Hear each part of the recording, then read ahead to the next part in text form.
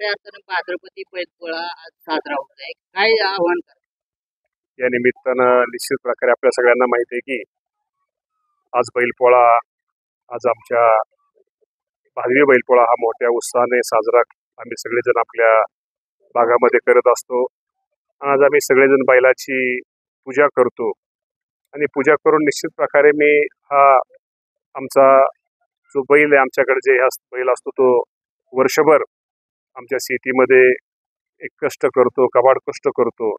एक आमच्या जीवनातला एक तो सगळ्या शेतकऱ्या बांधवांचा तो जीवनातला एक घरातलाच एक घटक असतो आणि निश्चित प्रकारे आज त्याचा बैलपोळा आपल्या इंदापूर तालुक्यामध्ये मोठ्या उत्साहाने साजरा करीत आहोत. या निमित्तानं मी निश्चित प्रकारे परमेश्वराला एवढंच साकडं करेल की येणाऱ्या जो ह्या वर्षी हे जे वर्ष आहे, ह्या वर्षी माझ्या शेतकऱ्यांसाठी त्याच्या शेतामध्ये जो तो पीक घेईल त्याला चांगल्या प्रकारचं उत्पादन मिळू दे आणि उत्पादनाबरोबरच चांगलं त्याला बाजारभाव मिळून त्याला त्या शेतकऱ्याला चांगलं उत्पन्न मिळावं आणि माझा बळीराजा हा सुखी व्हावा आणि राज्याचा कृषी मंत्री म्हणून निश्चित प्रकारे माझ्या शेतकरी बांधवांना मी आजच्या या बैलपोळ्याच्या निमित्तानं शुभेच्छा देतो.